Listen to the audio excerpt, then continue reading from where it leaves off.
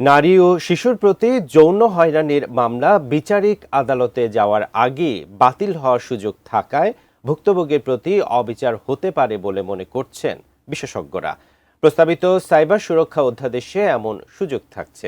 এছাড়া এই অধ্যাদেশে কালাকানুন হিসেবে পরিচিত কিছু ধারা বাতিল হওয়ায় গণমাধ্যম কর্মীরা কিছুটা হাফ ছাড়তে পারবেন বলে মনে করেন তারা। আবুল কালাম আজাদের রিপোর্ট। ইন্টারনেট জগৎ বা অনলাইনে নানা কারণেই হয়রানির শিকার হন নারী ও শিশু। এই বাস্তবতায় প্রস্তাবিত সাইবার সুরক্ষা অধ্যাদেশে তাদের নির্যাতন ও যৌন হয়রানিকে শাস্তিযোগ্য অপরাধ হিসেবে স্বীকৃতি দেওয়া হয়েছে। বলা হয়েছে, বিচার শুরুর আগে অভিযোগ মিথ্যে মনে হলে 24 ঘন্টার মধ্যে মামলা বাতিল করতে পারবে আমলি আদালত। আইনজীবীরা বলছেন, বেশিরভাগ নারী ও শিশুর ইন্টারনেট সংক্রান্ত জ্ঞান বা পড়াশোনা শূন্যের কোঠায়। তাই মামলার অনুসন্ধান পর্যায়ে সঠিক তথ্য বেরিয়ে আসা সম্ভব। অনুসন্ধানের আগেই তা বাতিল করলে আইনের লক্ষ্য উদ্দেশ্য ব্যাহত হতে পারে। বিচারিক আদালতে ট্রান্সফার হওয়ার আগেই যদি অন্য একটা কগনাইজেন্স কোর্ট, যার হচ্ছে শুধুমাত্র ইনভেস্টিগেশন দেখাশোনা করার কথা, তিনি যদি মামলা বাতিল করে দিতে পারেন, তাহলে আবার ইনজাস্টিস তৈরি হওয়া শুরু হবে।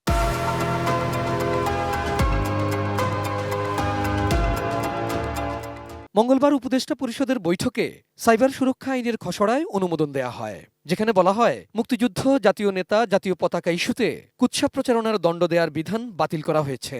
রাখা হয়েছে ধর্মীয় বা জাতিগত বিষয়ে সহিংসতা ছড়ানোর অপরাধ। সেই ব্লাসফেমিয়াস অপশনগুলোকে আবারও রেখে দেওয়া হয়েছে। এটা আমাদের একটা বড় রকমের আপত্তির জায়গা ছিল। মূল যে ফৌজদারি আইন, সেই দণ্ডবিধি আইনের মধ্যে আপনার 295 এর ক ধারাগুলো ইতিমধ্যে আছে এবং সেখানে শাস্তির পরিমাণ কিংবা প্রসিডিওরগুলো হচ্ছে যথাযথভাবে দীর্ঘদিন যাবৎ প্রয়োগ হচ্ছে। আমার দেশ, এটা রাজনীতির অংশ না, এটা নিয়ে দলাদলির বিষয় না। জাতীয় পতাকা এটা সকলের, একজন নাগরিকের অহংকারের বিষয়। আমার দেশের সার্বভৌমত্ব, মুক্তিযুদ্ধের বিষয়, এটি তো আমার মৌলিক জায়গা। এই ব্যাপারগুলোকে রাজনীতির বাইরে রাখতে পারলে ভালো হতো। প্রস্তাবিত সাইবার সুরক্ষা অধ্যাদেশে মতামত প্রকাশ, ঘৃণা বিদ্বেষমূলক তথ্য প্রকাশ, যৌন হয়রানি, ব্ল্যাকমেইলিং এবং সাইবার স্পেসে জালিয়াতির অপরাধ সহ কয়েকটি ধারা জামিনযোগ্য করা হয়েছে। বাতিল করা হয়েছে কালাকানুন হিসেবে কুখ্যাতি পাওয়া আগের সরকারের আমলের সাইবার নিরাপত্তা আইনের 9টি ধারা, যা সাংবাদিকদের বিরুদ্ধে হাতিয়ার হিসেবে ব্যবহার হতো।